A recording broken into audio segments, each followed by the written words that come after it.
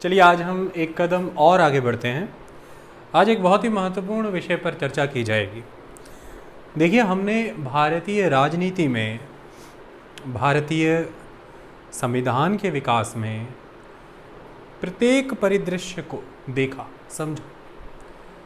हमने देखा किस तरह से विभिन्न कानून अंग्रेजी साम्राज्य के द्वारा दिए गए, उनके तहत किस तरह से धीरे धीरे जिम्मेदाराना सरकारों का गठन होने लगा, रिस्पॉन्सिबल गवर्नमेंट आने लगी भारत में। किस तरह से नेशनल मूवमेंट विकसित हुई, उसमें डिफरेंट आइडियोलॉजीज़, चाहे वो राइट, चाहे सेंटर, चाहे लेफ़्ट, इंक्लूड होते चले गए। हमने कैपिटलिस्ट का रोल समझा। हमने देखा किस तरह से उनके द्वारा राइट विंग पॉलिटिक्स को स्ट्रेंथन किया गया as compared to the left wing politics. हमने देखा किस तरह से हमारे देश की इस उभरती हुई सोच, जिस सोच में प्रत्येक वर्ग, क्षेत्र, संस्था, संप्रदाय का विवेक सम्मिलित था, ये एक कॉम्पोजिट कल्चर, एक कोलैबोरेटेड एफर्ट को दर्शाता है। और ये कंपोजिट कल्चर, ये कोलैबोरेटेड एफर्ट, ये एक मिलीजुली सोच ही है जो आज आपके संविधान में नज़र आती है, आपके कल्चरल फैब्रिक में, कंट्री में नज़र आती है।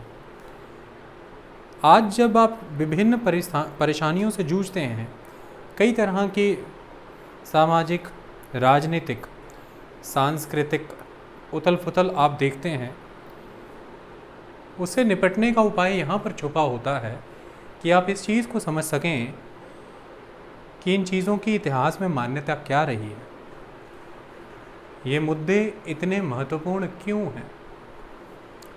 यदि हैदराबाद से एक पार्टी काम करती है जिसका नाम है AIMIM, तो ये फुल फॉर्म याद करना कोई बहुत कठिन नहीं है। All India Majlis, AIM, all India Majlis of Ittehad Muslimeen. तो ऑल इंडिया मजलिस माने all India council, Ittehad Muslimeen माने यूनिटी ऑफ मुस्लिम्स।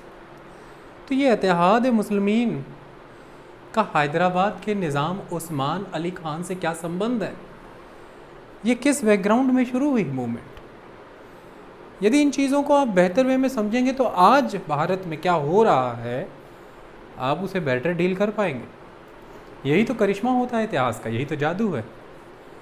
इतिहास आपको मर्ज बताता है, रोग बताता है, और यदि आप उसकी दवा चाहते हैं तो दवा प्रेजेंट में है, लेकिन दवा तभी मिलेगी यदि मर्ज पता है, डायग्नोज करेंगे। तो हिस्ट्री डायग्नोस्टिक सिस्टम है जिससे आप प्रेजेंट में हो रही सभी क्रियाओं को समझ पाते हैं और फिर उनके समूचे समाधान कर पाते हैं। इसी प्रक्रियाओं के तहत हम आज एक कदम और आगे बढ़ रहे हैं और इसके बाद हम एक नए दौर में एंटर कर जाएंगे towards the independence and the making of the constitution. आज़ादी की ओर बढ़ेंगे, संविधान का विकास देखेंगे, बहुत अतुल्य रहेंगे वो भी लेक्चर्स। आप और मैं, हम मिल करके गवाही भरेंगे इस बात की कि देश आज़ाद कैसे हुआ। तो आज हमारा जो टॉपिक है that is the popular struggle in the princely states. हमने लेफ़्ट देखे, हमने राइट देखे, हमने कांग्रेस के अंदर सोशलिस्ट देखे, स्वराजिस्ट भी देखे, कॉन्स्टिट्यूशनलिस्ट भी देखे, हमने ट्रेडर, हमने वर्कर मूवमेंट्स, हमने पीजेंट मूवमेंट भी देखी। आज हम देखेंगे कि प्रिंसली स्टेट्स में किस तरह से राजनीतिक विकास हुआ, कैसे स्वतंत्रता का संग्राम आगे बढ़ा। इसके माध्यम से आज आपको समझ आएगा कि आज के हमारे देश के संविधान में, आज के हमारे देश की राजनीति में जो इंडिया यूनियन है, इस इंडियन यूनियन के स्टेट्स के साथ रिलेशन कैसे हैं। और फिर बहुत सारे अर्स्टवाइल प्रिंसली स्टेट्स जिनके साथ भारत के करार हुए, उन करारों के तहत एक रियासत कश्मीर हुआ करती थी, फिर बाद में वो एक स्टेट के तौर पर इंडिया के काउंट हुआ। तो कई सालों से आपने देखा एक कन्फ्लिक्ट एग्जिस्ट करता रहा। इस तरह से डिफरेंट आइडेंटिटी के लिए जब राज्य अलग अलग स्तर पर लड़ रहे थे, चाहे वो मुस्लिम लीग के एजेंडे पे ही था कि स्टेट्स को ज़्यादा आज़ादी देनी चाहिए, लेकिन नेहरू रिपोर्ट का कहना था कि नहीं, हमें सेंटर की तरफ थोड़ा सा ज़्यादा आना है। तो ये inclination towards the centre for more power, demand for more power for the states, ये लड़ाई को हमने देखा है, समझा है। इसी बैकग्राउंड में हम प्रिंसली स्टेट्स को भी आज समझेंगे। तो संविधान में आज रेजिडरी पावर किसके पास है, किसके साथ नहीं। हमारी कंट्री के पॉलिटिकल अरेंजमेंट में सेंटर स्टेट के बीच के क्या रिलेशंस हैं, एक यूनियन और फेडरेशन में क्या फ़र्क होता है, इंडिया क्यों ना तो पूर्णतः यूनियन है ना पूर्णतः फेडरेशन है, कौसी फेडरल है, उन कहानियों को आप समझ पा रहे हैं कि कैसे custom culture manner, distinct custom culture manner is responsible कि स्टेट्स को एक आज़ादी तो मिले, लेकिन वो डिस्टिंक्ट कल्चर कस्टम मैनर कहीं एक सेसेशन का, सेपरेशन का आधार ना बन जाए, भारत से ही अलग होने का एक बेसिस ना बन जाए। इसके लिए थोड़ा सा केंद्र को भी मजबूत रखा गया है, सशक्त रखा गया है, क्योंकि भारतीय अखंडता, एकता सर्वोपरि है, संप्रभुता उसी पे खड़ी है। लेकिन सार्वभौमिकता भी एक चीज़ होती है, टॉलरेंस भी होना चाहिए। डिफरेंट कस्टम कल्चर मैनर्स के लिए टॉलरेंस है कॉन्स्टिट्यूशन के अंदर, इसलिए सेकुलरिज्म है। आप विभिन्न धर्मों को, विभिन्न संप्रदायों को, प्रथाओं को मनाते हैं, आप पे कोई रोक टोक नहीं, आपको पूर्णतः आज़ादी है, लेकिन किसी भी तरह से सरकार समर्थन नहीं देती इन चीज़ों का। लेकिन जब भी यह प्रथाएं, धर्म, संप्रदाय, संस्थाएं यदि मौलिक अधिकारों पर, मानवीय अधिकारों पर किसी भी तरह से आघात करती हैं, तो फिर संविधान और सरकारें उसी समय दखल होती हैं और उस चीज़ को, उस प्रक्रिया को ठीक करती हैं। तो ये हमारा बहुत ही विचित्र धर्मनिरपेक्षता है, सेकुलरिज्म है। ये सारे मूल्य हैं देश के संविधान के, ये सारे मूल्य हैं जिन पर राजनीति कार्य करती है, और मूल्य यही हैं, वैल्यू ही यही है कि आपने कंट्री की इंटीग्रिटी तो बनाए रखनी है, लेकिन डाइवर्सिटी भी ज़रूरी है। इंटीग्रिटी कभी भी फॉर्ज्ड और फोर्स्ड ना हो, वो यूनिटी हो, एकता हो। एकता कभी दबाव में नहीं होती, एकता है क्योंकि हम अनेकता को स्वीकार कर रहे हैं, तो एकता भी है। अनेकता की आवश्यकता, एकता की ज़रूरतें हमने पढ़ा है। तो आने वाले दिनों में जब आप आज़ादी के बाद का भारत पढ़ेंगे, उस राजनीति को समझेंगे, और आज़ादी के बाद जब भारत का एक संविधान आएगा, उस संविधान को पढ़ेंगे, ये सभी लेक्चर आपकी सहायता करेंगे, आप समझ पाएंगे कि कार्य कैसे होता है, ये चीज़ें, ये प्रावधान क्यों हैं देश में राजनीतिक स्तर पर और संवैधानिक तौर पर। तो प्रिंसली स्टेट के साथ समझते हैं पॉपुलर स्ट्रगल के कॉन्टेक्स्ट में कि कैसे चीज़ें उत्पन्न हुई। सबसे पहले इंट्रोडक्शन। देखिए, आप सब जानते हैं कि भारत में अंग्रेजी शासन था। अब अंग्रेजी शासन बहुत ही यूनिक वे में था। ब्रिटिशर्स ने इंडिया में अपना रूल बहुत ही ग्रेजुअली इस्टेब्लिश किया। पहली तो आपको बात ध्यान में रखनी है कि अंग्रेज जब भारत में आए हैं तो कोई इस तरह से अब से पहले जितने भी शासक आए हैं उनके द्वारा घुसपैठ, इन्वेजन की गई है, अटैक किए गए। लेकिन ब्रिटिशर्स जब भारत आए हैं तो एक व्यापारिक उपक्रम के तौर पर आए हैं, एक ट्रेडिंग कंपनी के तौर पर आए हैं। धीरे धीरे धीरे ग्रेजुअली कुछ स्टेट्स के ऊपर उन्होंने डायरेक्ट अनेक्स किया, रूल किया, अटैक किया। कुछ को उन्होंने एकोमोडेट कर दिया। वो प्रिंसली स्टेट्स, वो रूलर्स जो अंग्रेज़ों के आने के पहले एग्जिस्ट कर रहे थे, उनको अपने ही शासन में अंग्रेज़ों ने अपने साथ जोड़ लिया, एकोमोडेट कर लिया। तो कहीं पर अनेक्सेशन है, डायरेक्ट कंट्रोल है, कहीं पर मैत्री संबंध स्थापित कर लिए, फ्रेंडली अलायंसेस, तो वहाँ पर इनडायरेक्ट रूल है, एकोमोडेशन की पॉलिसी, कहीं इंटिमिडेशन की पॉलिसी। तो इन्हीं डिफरेंट पॉलिसीज़ की वजह से ब्रिटिशर्स का अपना रूल इंडिया में कंसोलिडेट करना एक बहुत ही ग्रेजुअल एंड कम्प्लेक्स फिनोमेना रहा है। इसके तहत भारत में जहाँ पर सीधा शासन अंग्रेज़ों ने किया, तो भारत का वो 60% हिस्सा ब्रिटिश इंडिया कहलाया, और जहाँ पर प्रिंसली स्टेट्स को एक्नॉलेज कर दिया गया, वो 40% हिस्सा भारत का प्रिंसली स्टेट्स या इंडियन स्टेट्स कहलाया। तो कहानी है ब्रिटिश इंडिया और इंडियन स्टेट्स की। ब्रिटिश इंडिया जो अंग्रेजी शासन के द्वारा सीधे शासन किए जाते हैं, और इंडियन स्टेट्स जहाँ पर आज भी शासक हैं, प्रिंसेस हैं, जो अपने इंटरनल टेरिटरी में तो पूरी तरह से कंट्रोल रखते हैं, सोवरेन हैं। कहा ऐसा जाता था कि सोवरेन हैं, लेकिन वो कहीं ना कहीं ब्रिटिश पैरामाउंटसी के अधीन है। और ब्रिटिश पैरामाउंटसी के अधीन यहाँ पर होने का जो अपरेटस है वो ये है कि इंडियन प्रिंसली स्टेट्स भारत में ब्रिटिश क्राउन यानी कि ब्रिटिश रॉयल्टी का जो रिप्रेजेंटेटिव है, that is the viceroyalty, that is governor general, और you can say the viceroy. तो भारतीय प्रिंसली स्टेट्स इस गवर्नर जनरल, इस वाइस रॉय के via British crown British imperialism का हिस्सा है। और ये गवर्नर जनरल एक तरह का ब्रिटिश क्राउन का पॉलिटिकल एजेंट है।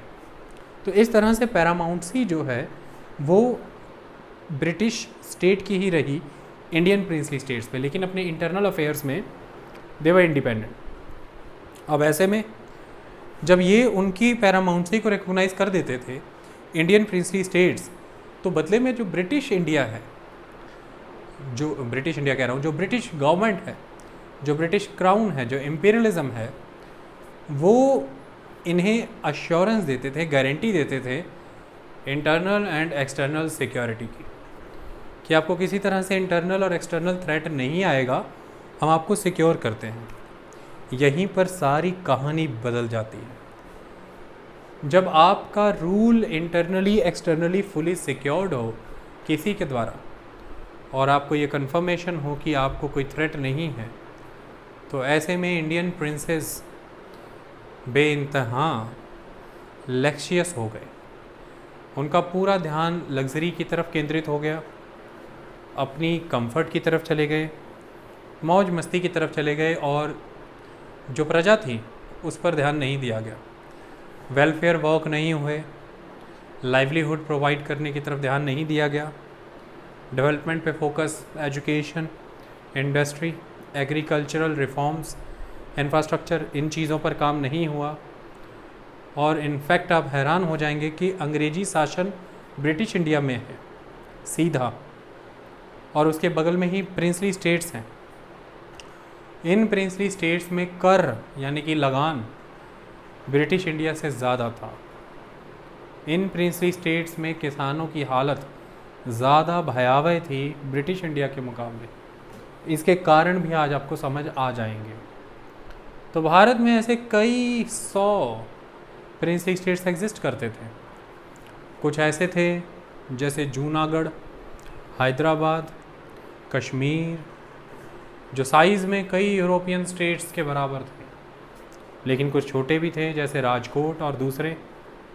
ये कुछ हज़ार की जनसंख्या को ही केवल सर्व करते थे, और कुछ इनके बीच के। तो इस तरह से कई 100 कई टुकड़ों में, कई प्रिंसली स्टेट्स में भारत बटा हुआ था। अंग्रेज़ों ने जानबूझकर के इन प्रिंसली स्टेट्स का विकास नहीं होने दिया, यहाँ पर रिस्पॉन्सिबल गवर्नमेंट्स इस्टेब्लिश नहीं होने दी, कॉन्स्टिट्यूशनल रिफॉर्म्स नहीं आने दिए। उसका एक कारण ये था कि अंग्रेज यह चाहते थे कि ये प्रिंसली स्टेट्स हमेशा अंग्रेजी तंत्र के रक्षण के लिए एक बुलवर्क का काम करें। जब भी ब्रिटिश इंडिया में कांग्रेस या कम्युनिस्ट या किसान सभाएं या ट्रेड यूनियंस किसी भी तरह की फ्रीडम स्ट्रगल मूवमेंट करेंगी, रिस्पॉन्सिबल गवर्नमेंट की मांग करेंगी, संवैधानिक प्रावधान लाने की मांग करेंगी, रेंट रेवेन्यू घटाने की मांग करेंगी, ट्रेड यूनियन इस्टेब्लिश करने की मांग करेंगी, सिविल राइट्स देने की बात करेंगी, तो तब इस उभरती हुई नेशनल मूवमेंट के काउंटर में अपने राज की रक्षा के लिए हम इस्तेमाल करेंगे इन प्रिंसली स्टेट्स का, इन राजाओं का, तो इन्हें पोषित किया जाए। इसी वजह से जो विकास, जो मूवमेंट्स ब्रिटिशर्स ब्रिटिश इंडिया में झेल रहे थे, उस विकास को, उस मूवमेंट को वो कभी भी प्रिंसली स्टेट्स में नहीं देखना चाहते थे, क्योंकि 40% भारत को वो ऐसा ही बना के रखना चाहते थे कि वो 40% भारत अंग्रेजी तंत्र के अधीन सीधे आने वाले 60% भारत को काउंटर करने के काम आ सके।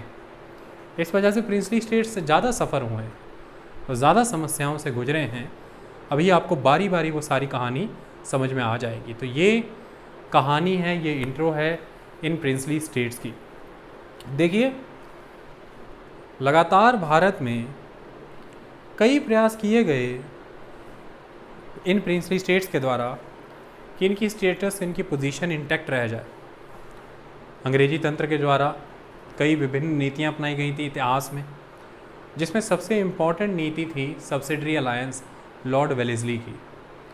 उस सब्सिडरी अलायंस पॉलिसी के तहत ही और बाद में जाकर के लॉर्ड डलहौजी आए, उनकी पॉलिसी थी doctrine of lapse. In policies के तहत मैक्सिमम भारतीय राजा रजवाड़ा अंग्रेजी शासन के साथ जुड़े गए थे, जिसमें सब्सिडरी अलायंस पॉलिसी के तहत मेजॉरली भारतीय राजा अंग्रेजी तंत्र के साथ जुड़ते थे, उनकी पैरामाउंसी को एक्सेप्ट करके।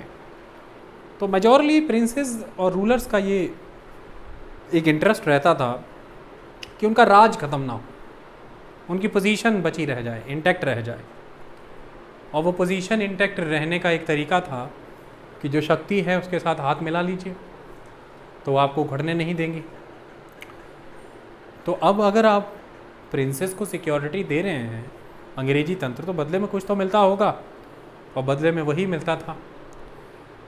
1857 का विद्रोह का दमन करने के लिए भारतीय रजवाड़ों ने साथ दिया। किन का? अंग्रेजों का। बड़े पैमाने पर 1877 और उसके बाद 1911 दिल्ली दरबार भव्य लगा। इसमें किन की मौजूदगी थी? प्रिंसली स्टेट्स की। लगातार अंग्रेजी तंत्र के द्वारा 1861 के काउंसिल एक्ट से लेकर के 1892 का काउंसिल एक्ट, उसके बाद 1909 का मॉरले मिंटो रिफॉर्म, फिर 1919 का एक्ट और 1935 के भी गवर्नमेंट ऑफ इंडिया एक्ट में लगातार प्रिंसली स्टेट्स के नुमाइंदों को रिप्रेजेंटेशन देना वाया नॉमिनेशन, इसका आधार ही क्या था? जो रिस्पॉन्सिबल गवर्नमेंट स्थापित करने की बात होती थी भारत में बार बार, और जिसमें भारतीयों को इस भुलावे से सेटिस्फाई कराने की कोशिश की जाती थी कि देखिए, गवर्नर जनरल की एग्जीक्यूटिव काउंसिल में और गवर्नर जनरल की लेजिस्लेटिव काउंसिल में हम भारतीयों को शामिल कर रहे हैं। सही मायने में भारतीय नाम से जाने जाने वाले वो, इनके दीवान, इनके मुंशी और ये खुद हुआ करते थे। तो ऐसे में ये अंग्रेज़ों के प्रोटीज थे, और अंग्रेज़ों ने हमेशा इन्हें भारत में उभरती हुई फ्रीडम मूवमेंट, पॉलिटिकल अवेकनिंग को काउंटर करने के लिए इस्तेमाल किया। इन्हें अपने पाले हुए लोगों की तरह इस्तेमाल करते हुए हर बार घुसाने की कोशिश की है लेजिस्लेचर्स में या एग्जीक्यूटिव काउंसिल में, क्योंकि वहाँ ये अंग्रेजी बोली ही बोलेंगे, ऐसा अंग्रेज़ों को पता था, क्योंकि उन्होंने इन्हें पोषित किया था। लेकिन देश भर में यह भुलावा दिखाया जाएगा कि देखिए, आप लोगों को शामिल किया जा रहा है, भारतीयों को हम जगह दे रहे हैं। इस तरह की प्रक्रियाओं का इस्तेमाल हुआ, जिसका इन्होंने भी भरपूर इस्तेमाल उठाया। अब क्योंकि आपका रूल पूरी तरह से सिक्योर है, सेफ़ है, तो आपको डर ही नहीं है कि आपको कोई सत्ता से उखाड़ सकता है। ऐसे में आपने राज्य के धन को अपना निजी धन समझा। देखिए, आपको पता होना चाहिए कि आज आप लोकतांत्रिक मुल्क में जीते हैं। ऐसे लोकतांत्रिक मुल्क में आप जो भी कर देते हैं कंसोलिडेटेड फंड ऑफ इंडिया में जाता है। वो कंसोलिडेटेड फंड ऑफ इंडिया में जमा होने वाली राशि, जो भारत की संचित निधि जिसे हम कहते हैं हिंदी में, वो किसी देश की सरकार, प्रधानमंत्री, राष्ट्रपति का अपना निजी धन नहीं है। वो उसे अपने निजी उपयोग के लिए खर्च नहीं कर सकते। उस ट्रेजरी पे, उसे पब्लिक एक्सचेकर का पैसा कहते हैं, उस ट्रेजरी पे, उस कोष पे जनता का अधिकार है। जनता को रिप्रेजेंट संसद करती है और राज्यों में विधानसभाएं करती हैं। उस संसद की अनुमति से ही वहाँ से पैसा निकलता है। लेकिन यह अचीव करने में हमें बहुत शहादतें देनी पड़ी। प्रिंसली स्टेट्स में ऐसा नहीं था, ब्रिटिश इंडिया में भी ऐसा नहीं था। इस पैसे पर ब्रिटिश इंडिया में अंग्रेजी गवर्नर जनरल का अधिकार रहता था और प्रिंसली स्टेट्स में राजाओं का। अंग्रेजी गवर्नर जनरल और राजाओं का अधिकार इस कोष से ख़त्म हो, जनता का अधिकार आए, ये कई सालों की गाथा है, कई सालों के लंबे प्रयास है, फिर ये हो पाया और हमने अचीव किया। यही तो लोकतंत्र है। पग पग पर किन चीज़ों की मांग रखी गई, उसे कैसे दिया गया, यही तो समझना होता है किसी चीज़ को, किसी प्रक्रिया को समझने के लिए। अपना निजी धन समझ करके उसे लुटाते रहे और राजहित में कार्य करने की बजाय पोजीशन सिक्योर मान करके अक्सर ये यूरोप में पाए जाते थे। आप अपने जितने प्रिंसली स्टेट्स देखेंगे ना, मैं आपको वादा करता हूँ 1850 के बाद इन सब की इमेजेस, फोटोज़ लंदन में, इनके अपने हाउस बनाए थे इन्होंने वहाँ पे, रेस्ट हाउस, गेस्ट हाउस, पार्टियाँ इनकी वहाँ चलती थी। लंदन पार्टियाँ इंक्रीज़ हो गई और सारा गर्मियों में इंतज़ार करते थे लंदन से अफसर कब आएंगे, गेस्ट के तौर पे आए। गेस्ट बुलाने का बड़ा रिवाज चलाया इन्होंने। शिकार पार्टियाँ ऑर्गेनाइज करते थे उनके लिए, ज़बरदस्त, कहते हैं शिकार पे चलते हैं। वो कोई शिकार आम नहीं होते थे, वो लंबा चौड़ा होता था सारा तंत्र। औरतें बढ़ाते चले गए अपनी हैरम में, अंग्रेज औरतें भी, भारतीय भी, सब डालते चले गए, जर्मन भी, बढ़ाओ कहते हैं इनको। तो हैरम एक्सपेंड किया, एक्सपेंड करनी चाहिए थी लेजिस्लेचर, एक्सपेंड किया अपना हैरम। ऑर्गेनाइज करनी चाहिए थी लेजिस्लेटिव मीटिंग, ऑर्गेनाइज की शिकार पार्टियाँ। दौरे करने चाहिए थे गांव ग्रामीण क्षेत्र के, खेतों के दौरे किए लंदन के। बनाने चाहिए थे इरिगेशन के प्रोजेक्ट, बनाए लंदन में अपने हाउस। ये कब होता है? ये तब होता है जब आपकी सत्ता पुख्ता होती है और आपको पता है आपको शक्ति जनता से नहीं मिल रही है, एक तंत्र से मिल रही है, अंग्रेज से मिल रही है। ये शक्ति का स्रोत ही तो बदलना है। यदि शक्ति का स्रोत जनता होती तो ऐसा ना होता। बस इसी की जद्दोजहद है ये, शक्ति का स्रोत बदल दे। So influence of the national movement, दूसरा पॉइंट है influence of the national movement. देखिए, अब ऐसा तो नहीं है कि देश के स्तर पर नेशनल मूवमेंट हो रही है और उसका इन प्रिंसली स्टेट्स पर कोई असर नहीं होगा, यकीनन ही असर होगा। तो भारतीय स्तर पर 1920 नॉन कॉपरेशन खिलाफत मूवमेंट का दौर बहुत महत्वपूर्ण दौर माना जाता है, जिस दौर में इन प्रिंसली स्टेट्स के ऊपर भी इस भारतीय राष्ट्रीय मूवमेंट का असर हुआ। इसके तहत अब स्टार्टिंग तौर पर ये असर कैसे हुआ? देखिए, बिगिनिंग में तो जो इंडिविजुअल पॉलिटिशियंस थे, जो इंडिविजुअल फ्रीडम फाइटर थे, उनके द्वारा यहाँ पर लोगों को अवेकन किया गया। ये कौन थे? ये मेजॉरली इंडिविजुअल रेवोल्यूशनरीज थे। वो लोग थे जो ब्रिटिश इंडियन टेरिटरी में किसी तरह से कोई रेवोल्यूशनरी एक्टिविटी कर देते थे, बाद में अंग्रेजी तंत्र उन्हें ढूंढता था और वो भाग करके प्रिंसली स्टेट्स में चले जाते थे, क्योंकि जुरिस्डिक्शन बदल जाता है। तो प्रिंसली स्टेट सेफ हेवन के तौर पे थे।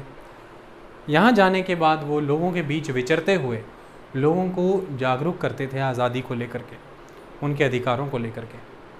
तो इन एब्सकॉन्डर्स ने, इन भागे हुए लोगों ने एक अहम रोल और एक अहम भूमिका निभाई है प्रिंसली स्टेट्स के अंदर फ्रीडम मूवमेंट को जगाने के लिए, बढ़ाने के लिए। केवल इनके द्वारा ये किया गया ऐसा भी नहीं है। कांग्रेस का विकास हो रहा था, इंडियन नेशनल कांग्रेस। तो कांग्रेस के द्वारा भारत के स्तर पर जितने भी सेशंस होते थे, जितनी भी मीटिंग्स और जो भी कैंपेन्स ऑर्गेनाइज किए जाते थे, उनका भी सीधे तौर पर अखबारों के माध्यम से, प्रोपागंडा के माध्यम से, जो मेंबर कांग्रेस की मीटिंग्स अटेंड करने आते हैं उनके माध्यम से प्रिंसली स्टेट्स में प्रचार होता था। तो इसके तहत भी यहाँ पर मूवमेंट्स उभरती रहीं। लेकिन एक बात आपको सदा ही याद रखनी है, ब्रिटिश इंडिया के comparatively princely states political awakening के मामले में 10 बरस पीछे रह गए। यहाँ पर political consciousness, political awakening, arousal बहुत देर से हुआ, क्योंकि यहाँ पर कौन था? प्रिंसेस थे। लेकिन सही मायने में भारत के स्तर पर जो प्रोटेस्ट मूवमेंट ऑर्गेनाइज हुई है वो अगेंस्ट द फॉरेनर हुई है। फॉरेनर कौन है? The British. इम्पीरियलिज्म के खिलाफ हुई है, साम्राज्यवाद के खिलाफ हुई है, राजशाही राजतंत्र के खिलाफ तो अभी होगी, लेकिन पहला टारगेट राजतंत्र को रखा, पहला टारगेट साम्राज्यवाद को रखा, फॉरेनर्स, एलियंस को रखा। तो मेन छवि अंग्रेज़ों की बनाई। और दूसरी बड़ी बात, ये सबसे इम्पॉर्टेंट है, कि अंग्रेज़ों के द्वारा स्थापित किए गए तंत्र ही कहीं ना कहीं जिम्मेवार भी बन गया नेशनल अवेकनिंग का, क्योंकि बॉम्बे, मद्रास, कलकत्ता यूनिवर्सिटीज़ के लिए जाना गया, वहाँ से एजुकेटेड यूथ फ़ॉरेन गया, वहाँ जा कर के सिविल राइट्स देख कर के आया, उसने अधिकारों को देखा, जाना, समझा, उसने वेस्ट यूरोपियन रेवोल्यूशनरी लिटरेचर पढ़ा, उसने स्कूल्स में एजुकेशन ली, इंग्लिश एजुकेटेड हुआ, चीज़ों को अंडरस्टैंड कर पाया, सोशल रिलीजियस रिफॉर्म्स हुए ब्रिटिश इंडिया में। तो अंग्रेजी तंत्र के द्वारा जो अपने लाभ के लिए स्थापित इंफ्रास्ट्रक्चर था, चाहे फिर वो रेलवे हुआ, चाहे फिर वो इंडस्ट्री हुआ, चाहे फिर वो प्रेस हुआ, एजुकेशन हुआ, लॉ कोर्ट्स हुए, कुछ भी हुए, इसका एक समय में जाके योगदान मिला हमारी फ्रीडम मूवमेंट को। ये चीज़ों का अभाव रहा प्रिंसली स्टेट्स में, तो इसलिए प्रिंसली स्टेट्स में ये इंफ्रास्ट्रक्चर की कमी की वजह से भी पॉलिटिकल अवेकनिंग उस लेवल पर हो नहीं पाई। दूसरी बात, तीसरी बात, प्रिंसली स्टेट्स कभी भी दावा नहीं करते थे कि भाई हम लोकतांत्रिक हैं, लेकिन अंग्रेज शुरू से ये कहते थे कि भैया हम एक सिविलाइज नेशन है और हम सिविलाइजिंग द नेटिव के नाम से तुम लोगों को सिविलाइज करने यहाँ आए हैं। हमारे यूरोप में देखो लोकतांत्रिक प्रक्रियाएं हैं, हम नियम कानून से चलने वाले देश हैं, हम रूल ऑफ लॉ में फॉलो करते हैं, और तुम्हारे यहाँ पर भी हम rule of law he establish करना चाहते हैं, नियम कानून से चलेंगे। तो ऐसे में वो आउटराइटली अवेकन्ड इंडियन को, पॉलिटिकली कॉन्शियस इंडिया को डिनाई नहीं कर सकता था जब यह लोग रिस्पॉन्सिबल गवर्नमेंट और इन चीज़ों की मांग करते हैं। लेकिन प्रिंसली स्टेट्स में तो हायरार्की है, राजतंत्र है, वो ऐसे दावे तो कर ही नहीं रहे हैं कि हम सिविलाइजिंग द नेटिव कर रहे हैं, हम लोकतंत्र लाना चाहते हैं, हमारे यहाँ रूल ऑफ लॉ है। वहाँ पर तो मेरा वचन ही है, शासन वाले डायलॉग हैं। बाहुबली फिल्म रिलीज़ हो जाती थी हर हफ्ते, उस समय की वो तो लाइव ही करते थे ना बाहुबली। तो ऐसे में वहाँ पे फिर ऐसी मांगे भी नहीं है, क्योंकि देखिए बच्चा तभी मांगेगा लॉलीपॉप अगर थोड़ा दिखाओगे जेब से, जब लॉलीपॉप है ही नहीं तो वो मांगेगा भी कहाँ से। तो प्रिंसली स्टेट ऐसा कोई लॉलीपॉप दिखाते ही नहीं थे, तो जनता मांगती भी नहीं थी। ये भी एक इम्पॉर्टेंट चीज़ थी। ऐसे में अंग्रेजी रेजिडेंट, अंग्रेजी ऑफिसर जो प्रिंसली स्टेट्स में होते थे, उनकी स्ट्रॉन्ग विजिलेंस और स्ट्रॉन्ग ऑब्जर्वेशन रहती थी प्रिंसेस पे कि ये किसी तरह की फ्रीडम मूवमेंट जैसी चीज़ें, पॉलिटिकल पार्टी और कैंपेन यहाँ पर ऑर्गेनाइज होने भी ना दे, क्योंकि यहाँ पर छवि तो राजा की ही बिगड़ेगी। तो इस तरह की चीज़ें हुई हैं जिसकी वजह से प्रिंसली स्टेट्स में आपको डिले तो नज़र आता है पॉलिटिकल अवेकनिंग का, कॉन्शियसनेस का, लेकिन हाँ यकीनन ही नेशनल मूवमेंट का एक असर रहा, उसे आप डिनाई नहीं कर सकते। और वही असर आपको 1920 ऑनवर्ड्स प्रिंसली स्टेट्स में दिखना शुरू हो जाएगा। इसमें आता है द फर्स्ट पॉलिटिकल ऑर्गेनाइजेशन। देखिए 1920 की खिलाफत मूवमेंट, नॉन कॉपरेशन मूवमेंट, असहयोग आंदोलन का असर ये रहा कि प्रिंसली स्टेट्स में प्रजामंडल बनने स्टार्ट हो गए। प्रजामंडल का मतलब है स्टेट्स पीपल कॉन्फ्रेंस, मतलब स्टेट्स में बस रहे लोगों की कॉन्फ्रेंसेस, प्रजा के मंडल, तो प्रजामंडल्स। ये प्रजामंडल एक तरह से प्रिंसली स्टेट्स में रिस्पॉन्सिबल गवर्नमेंट को स्थापित करने के लिए बनी है। तो प्रजामंडलों की शुरुआत होने लगी।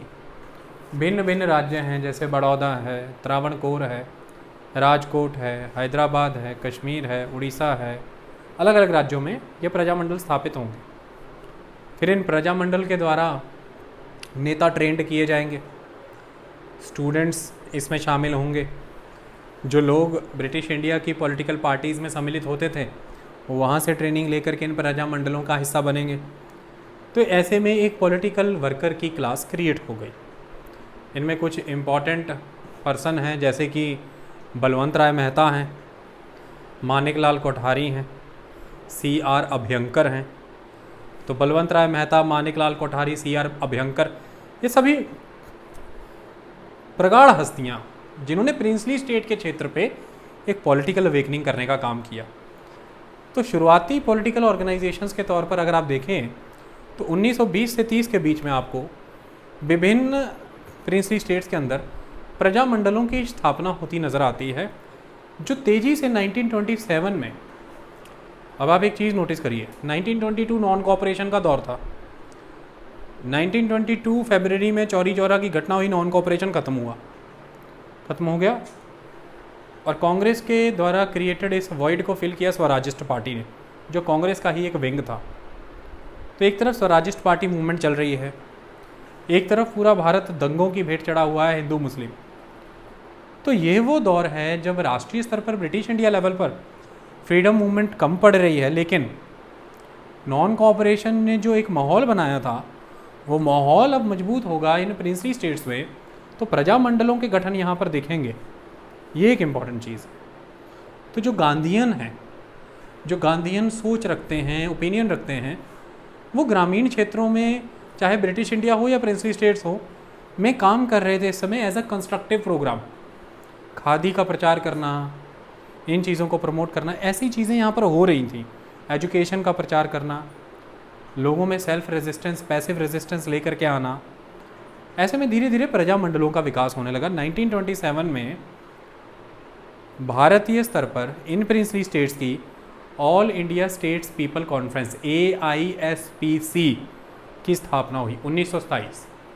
तो all India states people conference की स्थापना 1927 में हुई और उसके बाद तेज़ी से इसके सदस्य बढ़ने शुरू हो गए।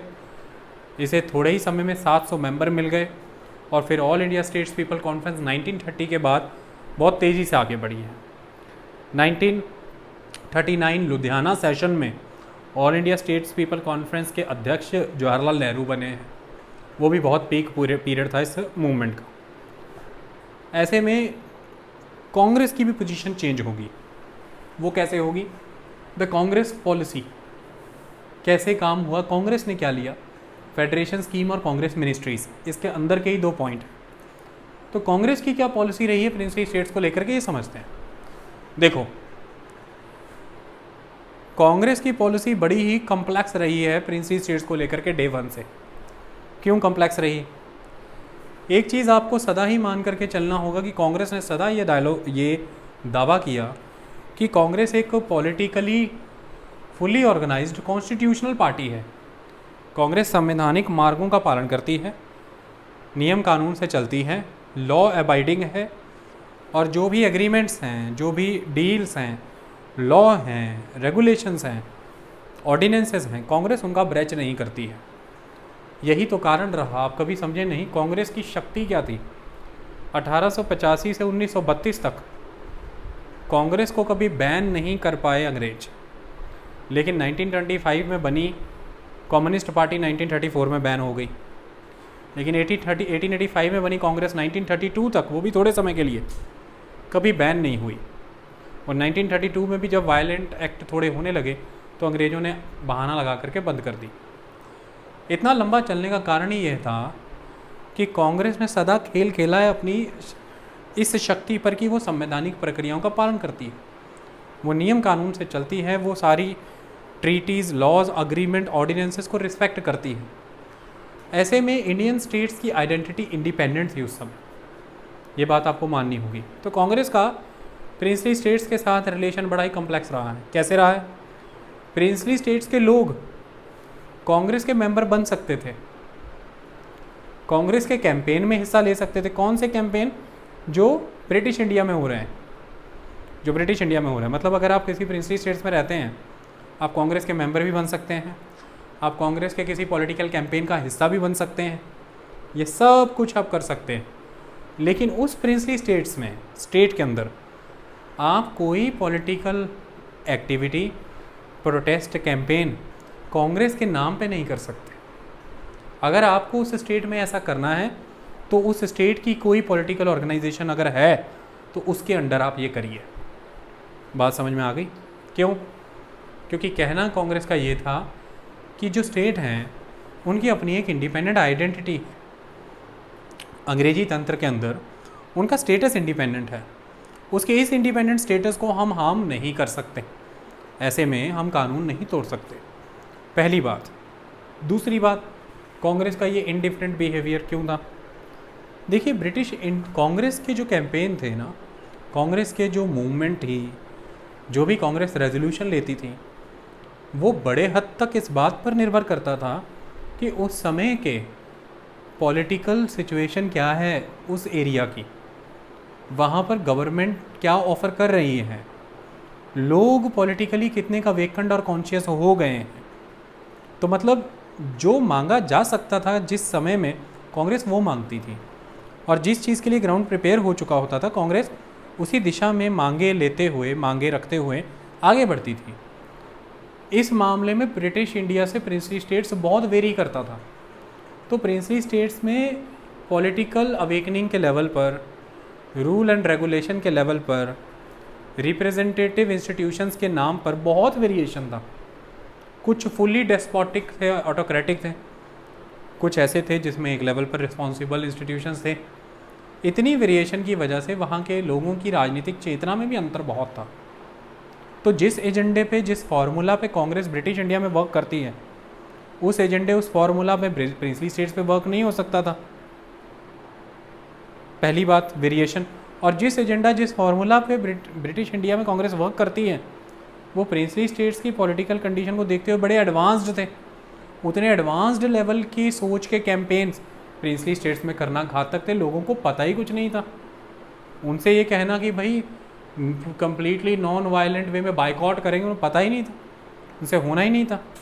तो ऐसे में कांग्रेस का ये मानना था कि आप अपनी खुद की सेल्फ स्ट्रेंथ डेवलप करें। आप पहले पॉलिटिकली कॉन्शियस हों, और जो भी लोग कांग्रेस के मेंबर बन रहे हैं, कांग्रेस उन्हें ट्रेंड करेगी, कांग्रेस उन्हें पूरा राजनीतिक ज्ञान देगी, उन्हें राजनीतिक इच्छा शक्ति कैसे जगाई जाती है ये सिखाएगी एक इंस्टीट्यूशन की तरह। कैंपेन कैसे होते हैं बताएगी, डेमोन्स्ट्रेशंस कैसे होते हैं, प्रोटेस्ट कैसे होते हैं, मेमोरेंडम कैसे लिखे जाते हैं, पिटीशन और प्लीज़ कैसे लगाई जाती हैं, सब सिखाएंगे। तो ग्रास रूट लेवल पे जाके प्रिंसली स्टेट्स में फिर काम करो लोगों के बीच, उनके अंदर ये राजनीतिक चेतना जगाओ, इच्छा शक्ति जगाओ, ये कैंपेन खड़े करने का दम लेकर के आओ। तो अपनी सेल्फ स्ट्रेंथ के दम पर ही वो लोग खड़े होंगे। ये आपको ही अपने लेवल पे करना होगा, हम ये नहीं कर सकते हैं, ये पॉसिबल ही नहीं है, ऐसा कांग्रेस का मानना था। लेकिन 1930 के बाद परिस्थितियां बदलती हैं प्रिंसली स्टेट्स के अंदर बड़े स्तर पर। वो कैसे? दो घटनाएं होती हैं, एक फेडरेशन स्कीम और एक कांग्रेस मिनिस्ट्रीज। 1935 में गवर्नमेंट ऑफ इंडिया एक्ट आता है। इस गवर्नमेंट ऑफ इंडिया एक्ट के अंदर पहला प्रावधान ये होता है कि एक ऑल इंडिया फेडरेशन बनाई जाएगी, जिस ऑल इंडिया फेडरेशन में ब्रिटिश इंडिया भी होगा और प्रिंसली स्टेट्स भी होंगे। और ब्रिटिश इंडिया से जो कैंडिडेट्स आएंगे, दैट इज़ 66% कैंडिडेट्स, वो इलेक्टेड होंगे। लेकिन प्रिंसली स्टेट्स से जो 1/3 कैंडिडेट, 33% कैंडिडेट आएंगे, वो नॉमिनेटेड होंगे। ये एक इम्पॉर्टेंट चीज़। अब ब्रिटिश इंडिया से जो कैंडिडेट आएंगे वो इलेक्शन के वाया आएंगे, जो प्रिंसली स्टेट से कैंडिडेट आएंगे वो नॉमिनेशन के वाया आएंगे। अंग्रेज़ों ने ये सिस्टम जानबूझ करके स्थापित किया, क्योंकि उन्हें ये पता था कि लगातार भारत में उठ रही ये नेशनल मूवमेंट इस बात की मांग कर रही है कि भाई हमें एक रिस्पॉन्सिबल गवर्नमेंट सेंटर में इस्टेब्लिश करके दीजिए। ऐसे में अगर हमने इन्हें फुली रिस्पॉन्सिबल गवर्नमेंट यहाँ पर दे दी तो उसका नुकसान सीधे सीधे अंग्रेजी साम्राज्यवाद के इंटरेस्ट पे हो सकता है, जो उनकी रुचियाँ हैं, जो उनके वेस्टर्न इंटरेस्ट हैं। उसके लिए वो ये चाहते थे कि प्रिंसली स्टेट्स को इतनी की सीटें दे दी जाएँ कि उनके ये नॉमिनेटेड मेंबर्स एक कंजर्वेटिव ब्लॉक की तरह हमारे लिए काम करेंगे, तो हम जैसा चाहेंगे उसी हित में ये वोटिंग किया करेंगे। तो कांग्रेस के द्वारा लाए गए कानून पारित हो ही नहीं पाया करेंगे। यही तो कारण था कि इस फेडरल स्कीम की खिलाफत तकरीबन सभी नेशनलिस्टों ने की थी, सभी पार्टियां इसके खिलाफ थी। वो यही थी कि एक तरह से प्रोजेक्शन ये करनी थी कि भाई आपको हम रिस्पॉन्सिबल गवर्नमेंट दे रहे हैं, लेकिन इनडायरेक्ट सेंस में इतनी बड़ी सीटें एलोकेट करके प्रिंसली स्टेट्स को एक कंजर्वेटिव ब्लॉक में कन्वर्ट करके वो सारी के सारी रिस्पॉन्सिबल गवर्नमेंट के एक्चुअल एफर्ट को हैम्पर करना था। लेकिन फिर भी ये निर्णय बहुत बड़ा था। इस निर्णय ने प्रिंसली स्टेट्स के लोगों में ये सवाल पैदा कर दिया कि जब ब्रिटिश इंडिया से लोग इलेक्ट होके जाएंगे, उसमें प्रत्येक वर्कर को मौका मिलेगा कि वो अपने काम के दम पर, अपनी क्षमता के दम पर, जन कल्याण के दम पर, जनसंपर्क के आधार पर चुन करके नीति बनाने की ओर जा सकता है। वो लोकतांत्रिक है। तो प्रिंसली स्टेट्स से लोग नॉमिनेटेड क्यों? प्रिंसली स्टेट्स में इलेक्शन क्यों नहीं? और अगर यहाँ से राजा को लोग नॉमिनेटेड ही करने हैं तो राजा फिर उनमें से नॉमिनेट करे जो लोग इलेक्ट होके आए हैं। मतलब पहले हम प्रिंसली स्टेट्स में ही चुनाव करके एक बॉडी बनाएंगे इलेक्टेड मेंबर की, फिर उनमें से राजा को नॉमिनेशन करने का अधिकार हो तो भी ठीक है। तो किसी भी तरह से इलेक्शन का बिगुल ये फेडरेशन की स्कीम ने फूंक दिया इन प्रिंसली स्टेट्स के अंदर। स्वर उत्पन्न होने लगे, सवाल आने लगे कि भैया चुनाव होता है कुछ, और चुनाव अपन को यहाँ भी चाहिए। अब या तो सीधे चुन करके पहुँचे हैं हम वहाँ पर सेंट्रल लेजिस्लेचर में, या चुन करके राजा के पास और राजा आगे उनमें से हमें मनोनीत कर दे, नॉमिनेट कर दे। तो इसलिए फेडरेशन स्कीम का एक बहुत बड़ा रोल था। कांग्रेस भी यहाँ पर पिछड़ी नहीं। कांग्रेस ने जम करके वर्कर तैयार किए कि जाओ पूछो अपने राजा से किन्हें नॉमिनेट करेगा, अपने दरबारियों को, मुंशियों को, दीवानों को, अपने सिपाहियों को, सेनाओं को, या जनता को, जाओ सवाल करो। तो ये एक इम्पॉर्टेंट चीज़ है। तो प्रजामंडलों ने ये क्वेश्चन बड़े लेवल पर रेस किया। दूसरी चीज़ थी कांग्रेस का मिनिस्ट्रीज एक्सेप्ट करना। पहले कांग्रेस इस बात को लेकर के डायलेमा में थी कि उन्हें मिनिस्ट्रीज एक्सेप्ट करनी चाहिए कि नहीं करनी चाहिए, लेकिन फिर समय बीत गया तो ये निर्णय हो गया कि हमें मिनिस्ट्री एक्सेप्ट कर लेनी चाहिए। ऐसे में कांग्रेस ने जिन प्रोविंसेस में मिनिस्ट्रीज एक्सेप्ट की वहाँ पर कांग्रेस ने 2.5 साल में अच्छा काम करके दिया। चाहे वो ट्रेड यूनियन के वर्कर की मांगे हों, चाहे पीजेंट की मांगे हों, चाहे सिविल लिबर्टीज़ हों, प्रिजनर्स को लेकर के काम हो, चाहे फंडामेंटल राइट्स की बात हो, वुमेन एम्पावरमेंट की बात हो, ट्राइबल्स की बात हो, कांग्रेस ने तकरीबन हर क्षेत्र में, हर दिशा में, हर वर्ग के हित में काम करने का उस समय बीड़ा उठाया था। उसे 2-2.5 साल में वो विपरीत परिस्थितियों में जितना कुछ सक्सेसफुल बना सकते थे उन्होंने बनाया। इसने लोगों के अंदर एक होप पैदा की, एक उम्मीद पैदा की कि जब जनता के द्वारा चुने हुए नुमाइंदे सत्ता में आते हैं तो इस तरह से वो जनता को डिलीवर करते हैं, क्योंकि उन्हें जनता, उनकी शक्ति का स्रोत जनता है, उन्हें जनता से ताकत मिल रही है। वो एक लॉ के फॉर्मेट पे, संवैधानिक फॉर्मेट पे चल रहे हैं। ऐसे में अगर हमारे जो प्रिंसली स्टेट्स हैं, इन प्रिंसली स्टेट्स में अगर लोकतांत्रिक प्रक्रियाओं का पालन करके बॉडीज़ बन के आती हैं, इंस्टीट्यूशंस बन करके आती हैं, और राजा और राजा की चुनी मंत्री परिषद के जगह पर हम लोगों के द्वारा चुने हुए लोग यदि मंत्री बनते हैं तो यह फ़र्क फिर नज़र आता है। ये सर्विस इस वे में डिलीवर होती है। तो हमें भी ये चाहिए था कि चेतना बहुत बड़े स्तर पर उभरी है। तो 1937-38 का ये दौर है जिस दौरान भारत भर में बड़े पैमाने पर प्रजामंडलों का गठन होगा और बहुत से प्रजामंडल उत्पन्न होंगे। तकरीबन प्रत्येक राज्य में आपको प्रजामंडल बनते हुए नजर आएंगे। इसमें ये 2 इवेंट बहुत महत्वपूर्ण इवेंट है। गवर्नमेंट ऑफ इंडिया एक्ट में फेडरेशन की स्कीम दे देना, और एक 1937 में कांग्रेस के द्वारा मंत्रालय एक्सेप्ट कर लेना भिन्न प्रोविंसेस में। अब यहीं से 1937-38 में ये जो हालात बदले हैं, ऐसे में कांग्रेस का स्टांस भी चेंज हुआ है, जिसे द न्यू स्टेज कहा गया है। क्या है ये न्यू स्टेज? देखिए, इसमें ये था कि 1930-39 आते आते मैंने आपको बताया कि पूरे भारत भर में बड़े स्तर पर प्रजामंडल फॉर्म हो चुकी थी। इसका क्या मतलब है कि स्टेट लेवल पर, यानी कि इंडियन स्टेट्स में लोग पॉलिटिकली कॉन्शियस हो गए। जो एक पॉलिटिकल अवेकनिंग का नॉन कॉपरेशन मूवमेंट से 1920 से वर्क स्टार्ट हो रखा था, वो 1938-39 आते आते 18 साल में काफ़ी हद तक कामयाब हो गया। तो राजनीतिक चेतना लोगों में आ गई, अधिकार मांग रहे हैं वो आज। रिप्रेजेंटेटिव रिस्पॉन्सिबल गवर्नमेंट की बात हो रही, सिविल लिबर्टीज़ की बात हो रही है, एक रिप्रेजेंटेशन हो लोगों का, इसकी बात आ रही है। इस तरह से ये सारी चीज़ें होने लगी थी राज्यों में। और अब समय आ गया था कि किसी भी स्तर पर कांग्रेस दूर ना रहे इन प्रिंसली स्टेट से। कम्युनिस्ट और लेफ्ट पार्टियों का बार बार कांग्रेस पे ये दबाव था कि हमें आइडेंटिफाई करना होगा खुद को इन स्टेट्स में चल रही मूवमेंट से।